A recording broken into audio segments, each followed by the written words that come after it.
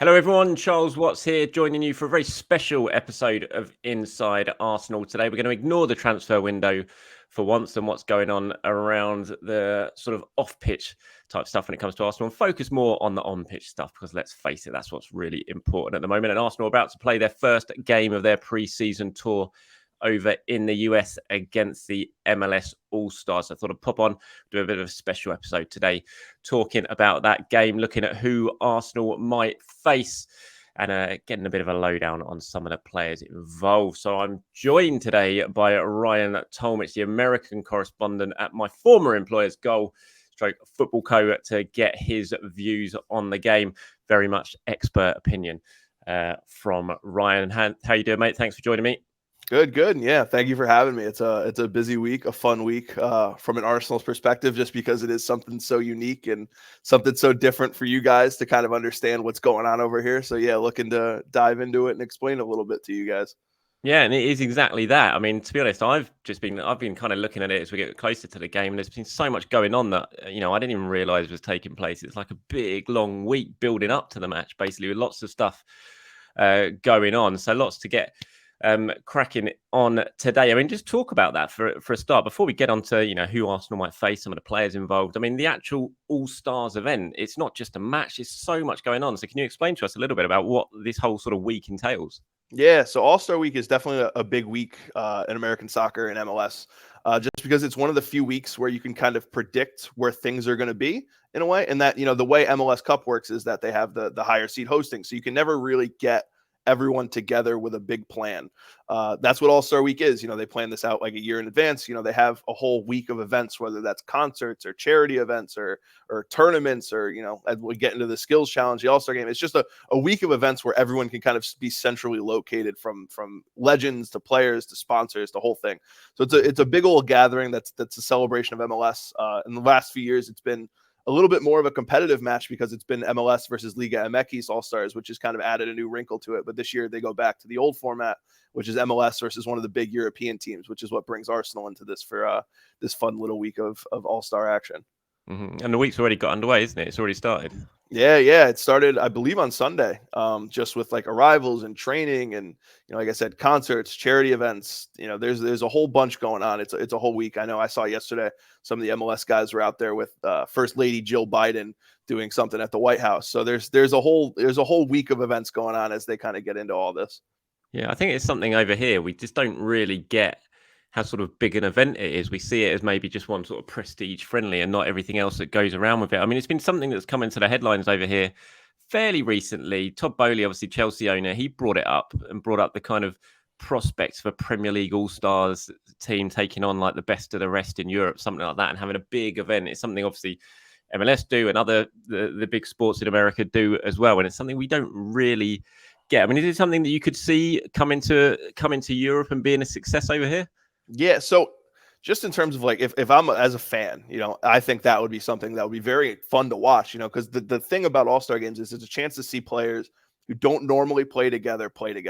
And whether it's a meaningful game or not, that's always something cool. When you think about it, like how cool would it be to see Bukayo Saka playing with Kevin De Bruyne, playing with Mo Salah? Like that's just like a cool thing to watch. So there's that aspect of it. The tricky part is, of course, is that these players realistically play enough games and they have enough going on the schedule, whether that's Champions League, friendlies, international tournaments, League Cup. There's just so much on the schedule already that figuring out where this would go would be the tricky part. But just as a neutral, as someone who would want to see this, like the idea of seeing players link up, whether that's Premier League versus La Liga, or whether that's North versus South, whether that's, whatever format, whether it's a draft, like the NBA, the way they do it is they have two captains. We'll say it's, Bukayo Saka and Kevin De Bruyne, and they pick teams like on the schoolyard. Saka picks a guy, and that's something that's been very fun because you get to see that little inside of how they would kind of draft like that. So yeah, it's an interesting concept to see, but fitting it on the schedule and getting all the clubs and players to buy in would obviously be pretty tricky. Yeah, I think from over here, I think that he kind of look at what the fans think, and they're like, I can't imagine Saka getting an injury playing in an All-Stars game. And, Arsenal fans couldn't be able to get their heads around that, I don't think. The prospect of losing such a key player in an All-Stars game against a La Liga 11, I think it's something that it would take a lot of getting used to, shall we say, over here. But obviously, it's a very big success over in the States. And a man that we all know very well over here is managing the All-Stars team today. On Thursday, our time, Wayne Rooney. We've seen his the 28 players he has got available to him, and his squad is in front of me. If you're watching this on YouTube, you can see this on the screen right now. And it's quite interesting the way this is selected, because it's not just Wayne Rooney. He gets to pick the squad that he's got available to him. It's some's voted by the fans, some selected by Wayne Rooney, and some's even selected by the MLS commissioner. So, I mean, it's quite an interesting way of selecting a squad for a game.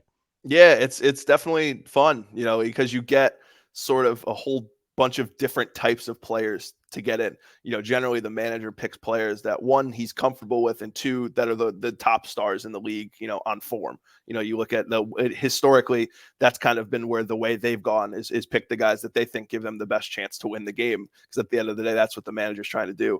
The fans, in certain years, it's been kind of dependent on who's in the league, but the fans generally just want to see the stars. So a lot of the times you used to see the fan vote give you, the Steven Gerrards, the Zlatan Ibrahimoviches, the Frank Lampard, the David Villas. Like, those guys were always getting voted in, by the fans, because that's ultimately who the fans wanted to kind of see in this game.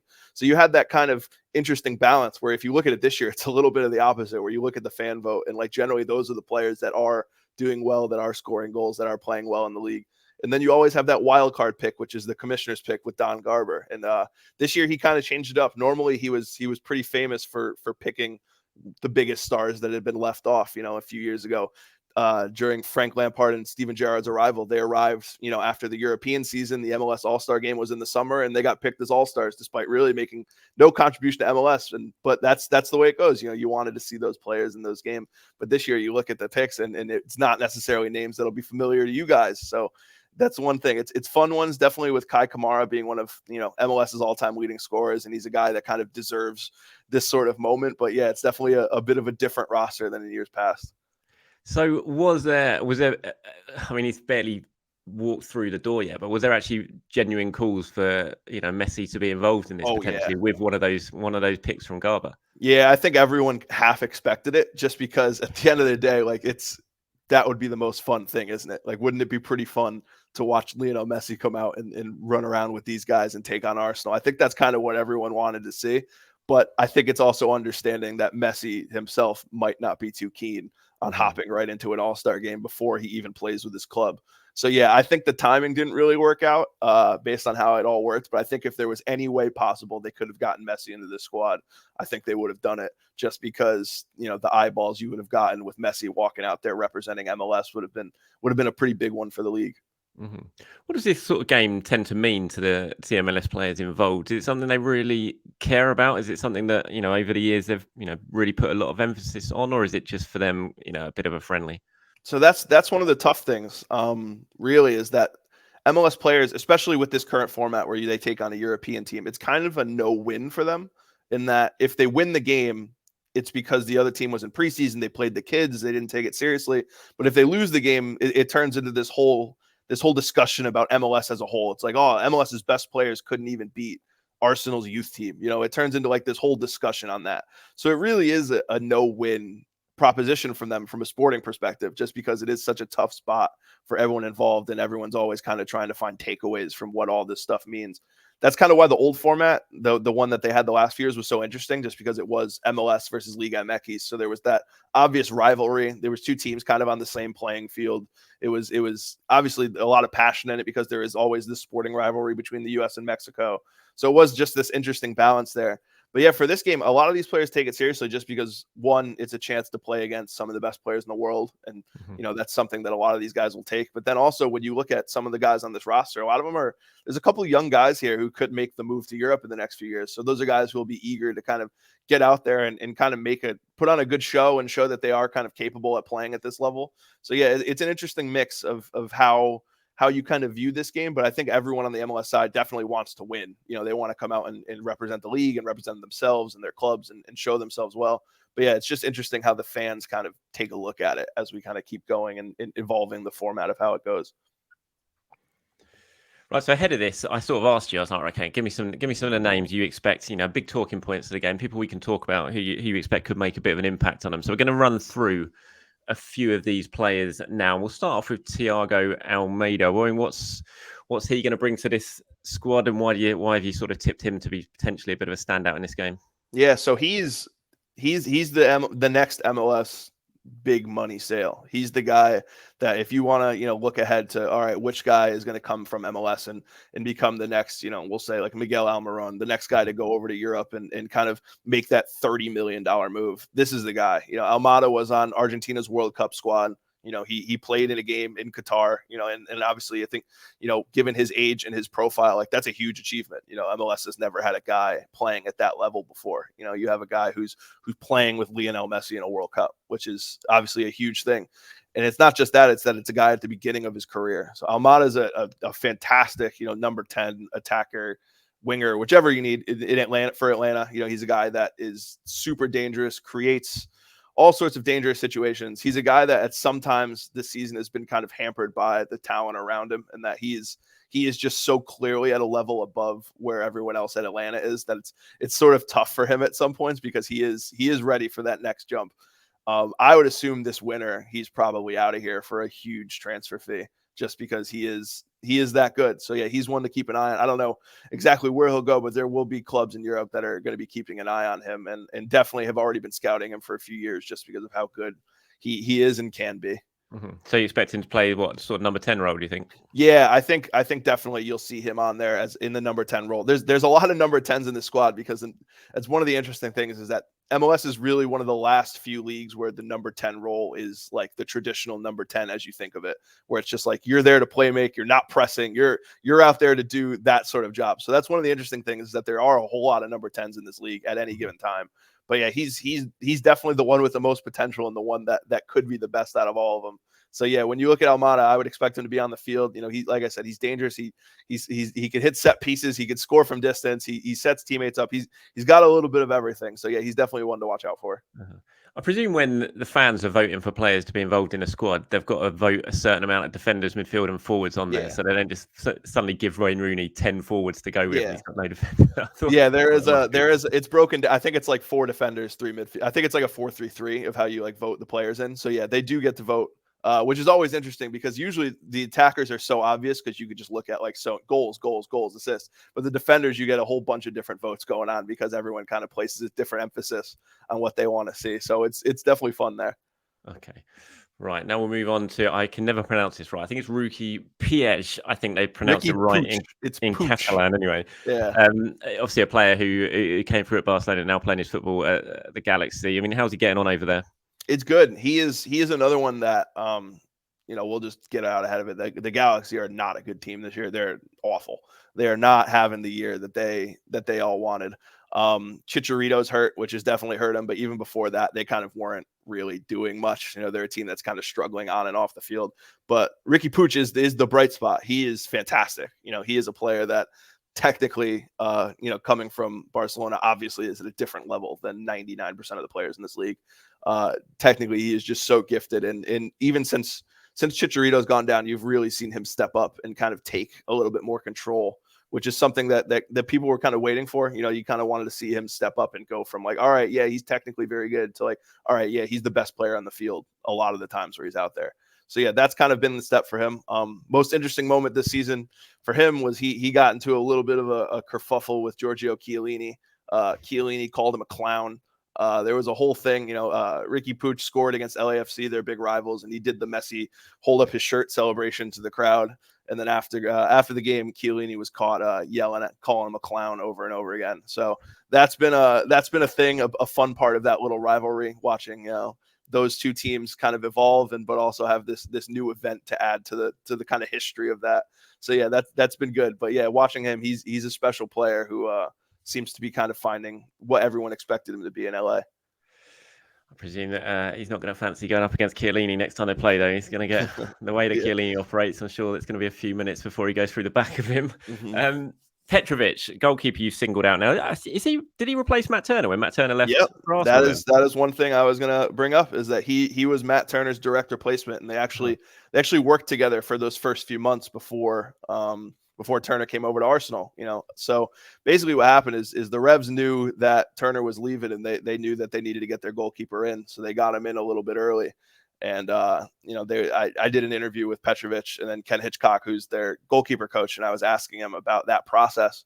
And basically, they said that they saw one video of Petrovic and knew immediately that he was the guy.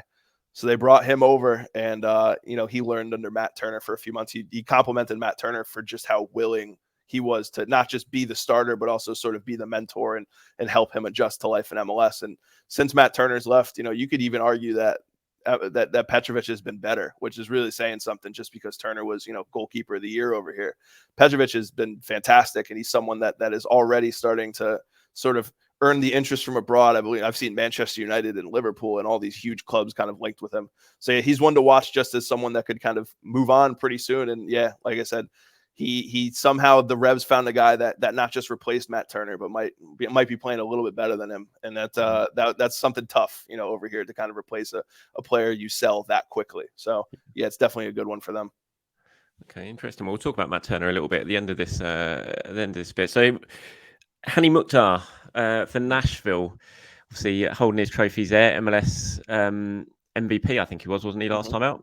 Yeah, he is one of those attacking players that is just so damn good. Like, you look at the way, how important he is to Nashville. I think last year he contributed to like 60-something% of Nashville's goals, where it's just like an unheard of amount, and that every single thing that team does goes through him.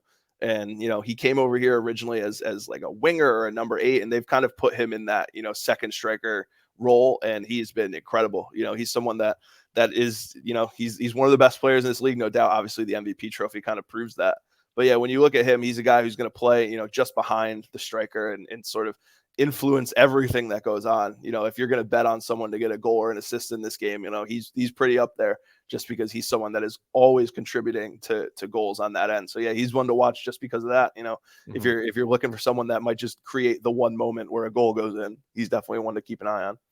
Sounds like Wayne Rooney's got a bit of a job on his hands, getting all these attacking midfielders into his 11. Now, this is a player that a lot of Arsenal players will know all about. Of course, Christian Benteke plays for Wayne Rooney's DC, actually, doesn't he? And has gone over to the States. How's he doing over there? Because it's certainly safe to say the last couple of years in the Premier League, the goals that we sort of became accustomed to from him, for Villa especially, didn't quite pay out. He's good bruising, powerful centre forward, but the goals dried up. Has he found the goals again over in the States? Yeah, fairly. He's not like exactly like killing the league. He's not breaking goal scoring records, but exactly what you're going to get when you get Christian Benteke on the field at any level. Like you said, you're going to have that bruising center forward, typical, like, you could hoof it up to him, he'll win the damn header, and you can go on from there. You're going to have that presence, and that was what Wayne Rooney wanted. When Rooney stepped into that DC team, I think everyone involved knew that it was a complete rebuild. It wasn't like, oh, we're 2 or 3 signings away. We're like 12 signings away is sort of where they were. And Benteke was brought in to kind of be one of the key pieces that kind of helped bridge that gap between when this team is good and where the team was before.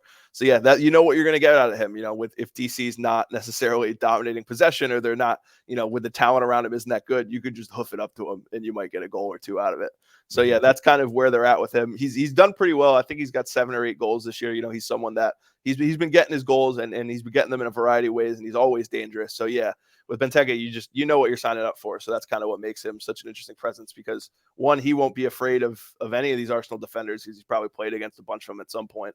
And 2, he's someone where MLS team obviously isn't going to have any sort of chemistry or tactics or anything going on, considering they've only trained together for like 2 or 3 days. So yeah, at some point you might just see him hoof the ball up to Benteke and make something happen. So definitely one to watch. Yeah, that'll be quite a physical battle, him versus Saliba and Gabriel, if Arteta starts with those 2.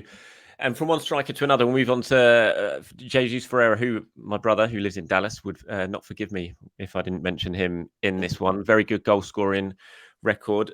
His interesting one. I was talking to my brother about him last night, actually, and he was telling me about how he's doing very well for the States in some of the smaller games, but when they're putting him on in some of the bigger games, he's really sort of struggling to make much of an impact. So what are your thoughts on Ferreira in terms of where he is right now? Yeah, Ferreira's an interesting one.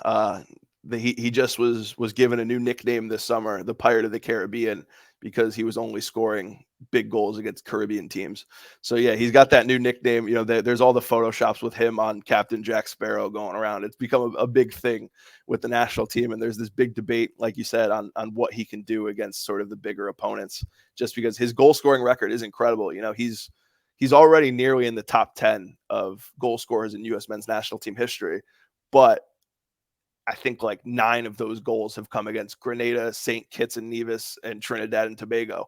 So yeah, it's such an interesting thing just because you can only score against who's in front of you. And obviously, you know, the likes of Christian Pulisic and Landon Donovan and Clint Dempsey, they also played those teams too. You know, it's not like he's the only one in national team history to ever play against those guys. But yeah, his goal scoring record is sort of very much, it's really good, but when you dive into the numbers, it's sort of in a weird spot. So yeah, a lot of discussions for him on what he needs to do to kind of get better. You know, there's a lot of talks about Europe. You know, there was links to Napoli at one point. You know, a lot of clubs are kind of taking a look at him, and he's someone in that age range. I think he's 21 or 22. So he's about ready to hop over and kind of make an impact.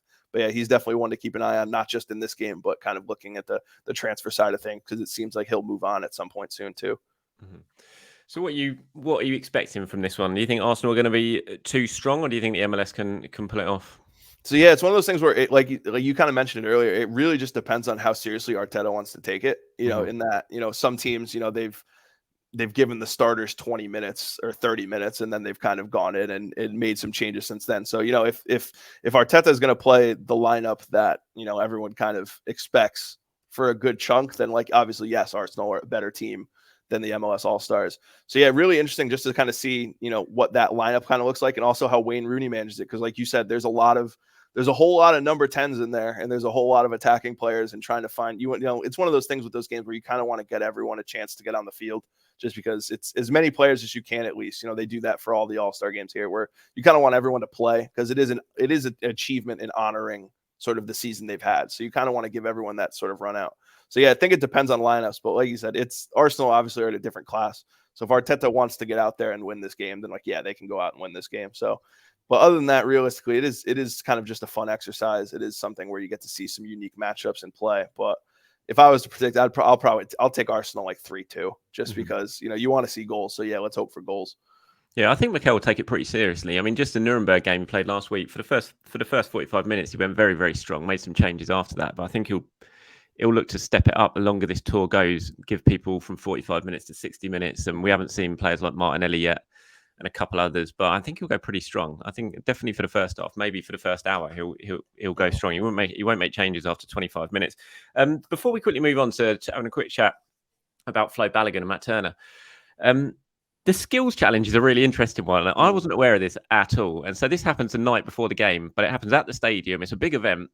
It's going to be Arsenal versus the All-Stars again. So Arsenal players are going to be involved in this. And it's a proper competitive thing, isn't it? You've got different categories of skills that they're all competing each other to win. Can you explain it a little bit?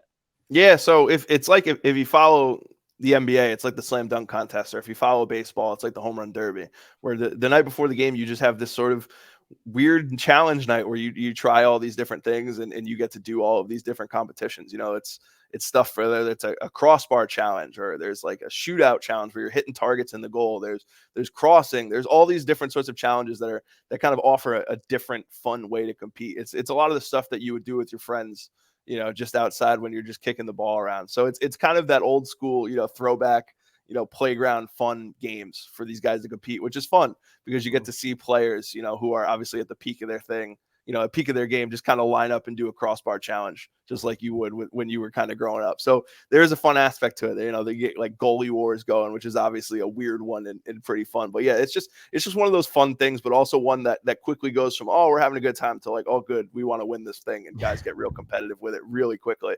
You know, a few years ago, it came down to the last kick where Nani had to hit the crossbar to win. So, you know, it's one of those things where, like I said, it gets competitive really quickly, just because all these guys are competitors. Same way when they do these sorts of things on the training ground. So, yeah, it'll be fun to watch those guys kind of go head to head with that. Yeah, did Nani hit the bar? Yeah. Oh, yeah. It was wild. So, yeah, like I said, it starts off pretty light, and then by the end, once everyone kind of realizes they can win the thing, it starts kind of heating up. So it should be fun to watch everyone go head to head and do these fun little challenges. Yeah, no, looking forward to that. Okay, let's quickly talk about Flo Balogun. He's obviously sort of center attention at the moment. I saw he did a big round of interviews yesterday after training. He's made this big move over to the US, choosing to represent US over England, which is obviously big headlines over on both sides of the Atlantic. And his future is very much up for debate at Arsenal at the moment. I think he's definitely going to play a big part in this tour. And then when he gets back to England, I still think he's probably going to end up going, but we'll wait and see on that. But how much sort of headlines is Flo making over there, and how big a thing A was it for him to pick the US, and B potentially what might happen to his future this summer? Yeah, it's been a really quick rise for him in a way, in terms of like he's already one of the key players with the national team, and he's played 2 games. He came right in and is immediately, he scores in his second game and kind of shows exactly why the US was so keen to get him in. For years the US has been missing a number 9. You look at the World Cup and it was kind of 9s by committee, and they couldn't find that goal scorer. When you look at the international level, a team that doesn't have a number 9, there's only so far you can go, because you have to be able to have a guy on your team that just goes out and gets goals. And the US just didn't really have one of those, and they haven't had one for years. And the thought here is that Balogun could be that guy. You look at the last season he had and all the goals he scored, and then he comes into the US game and just scores. It was one simple through ball from Gio Reyna, and he just smashed it. That's something the US has lacked, the guy who has the confidence to just like absolutely smash the ball, knowing that it's going to go in the back of the net. So yeah, it's been huge. I was in Orlando when the whole Balogun watch was starting. It started with, he posted a picture on Instagram, and US men's national team Twitter realized that it was in Orlando because they saw a mural in the background, and it turned into this whole, internet detective campaign to figure out where he was. But yeah, I was in Orlando in that first game. He wasn't even there, but there were signs. There were people wearing Balogun USA jerseys, and he hadn't even committed yet. So it was a whole thing, and people are really into it. People are really excited about him. But yeah, there's obviously still a lot to figure out in terms of his club situation before we could really see where he's going to be going into the next friendlies later this year. Yeah, it's going to be really interesting what happens. I think he's going to go. I'd be surprised if he doesn't, just because of his contract situation. But if he has a really good tour, if he scores some goals in his next few games, he's going to make it very difficult for Arsenal to potentially sell him. Matt Turner as well. How much sort of focus is there over there at the moment on what's going on with Matt Turner? Because he came over last year. He's been really popular behind the scenes. Whenever I spoke to Matt, he's a really good guy. He's got brilliant. Yeah, Matt's great. He's a good guy. Yeah, he really is. And that comes across, but he just hasn't, he hasn't played much. And when he has played, he looks a little bit nervy, which is understandable because he's probably desperate to make an impact. And when you do that, sometimes mistakes can come into your game. Because I think he's a very good goalkeeper. He showed that in the World Cup.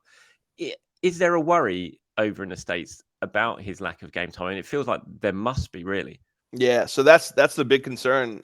Just because when you look back, the reason that Matt Turner's breakthrough kind of happened is because Zach Steffen wasn't getting the minutes at Manchester City. That was sort of how it all started, and that Turner, had a good Gold Cup, and then they brought him in with Steffen. Steffen wasn't really playing at City, and when he got to the US, he was having those moments where maybe he was a little too eager to impress and a little bit too out of form and a little bit rusty, and he was making some of those uncharacteristic mistakes. And that's kind of how Turner, jumped ahead of him, is because he was playing in New England. Turner was on the bench at Manchester City, and when it came down to it, Turner was the guy in form, and then he took the ball and ran with it. So now it's kind of funny that Turner finds himself in the position where Steffen was a few years ago, where he's looking at maybe not getting as many games. And I think that's the big concern this year, is looking ahead at Arsenal's schedule, going from the Europa League to the Champions League. It's like that takes out a competition where he could have played. So realistically, you're looking at his game schedule, and other than the Carabao Cup and FA Cup, there's really nothing there. And even then, like, we'll see how deep Arsenal go in the competition, and that's not really what you want to necessarily bank on. You don't want to bank on your goalkeeper only having those games and only really getting a run if Arsenal go deep into the competition. So yeah, it's a tricky spot for him. I don't think anyone's like panicking just yet, just because we are a few years out for the World Cup. But I think everyone's kind of keeping an eye on what happens with him. The good news is that he's been fantastic with the U.S. every time.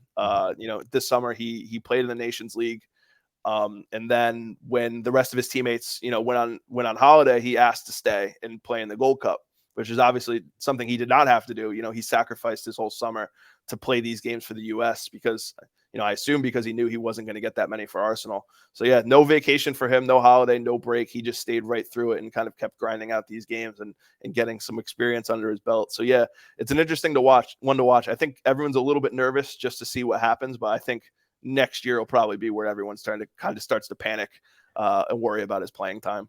Yeah, I think he'll probably have to I mean, just from a professional point of view, he'll probably have to reassess it. I think at the end of next season, there's no way Arsenal are going to do anything this season and let him go, because they don't want to worry about bringing in another number 2 this summer when they've got so many other priorities in the transfer market. But I think at the end of next season, like you say, if Ramsdale doesn't get injured, which touchwood he won't, you just don't see where the games are coming, because Champions League, Mikel's not going to. I just don't think he's going to rotate the goalkeeper in the Champions League in the group stages. So you just really don't see where he's going to get many minutes aside, as you said, from those early rounds of the cup competitions.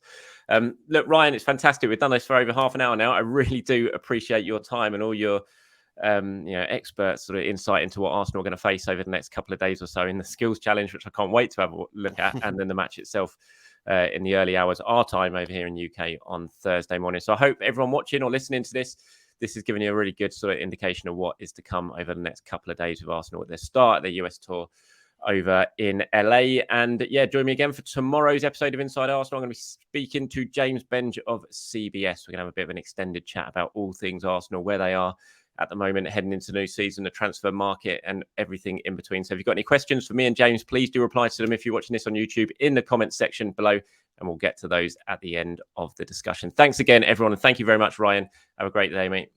Yep, thank you, man. Appreciate it.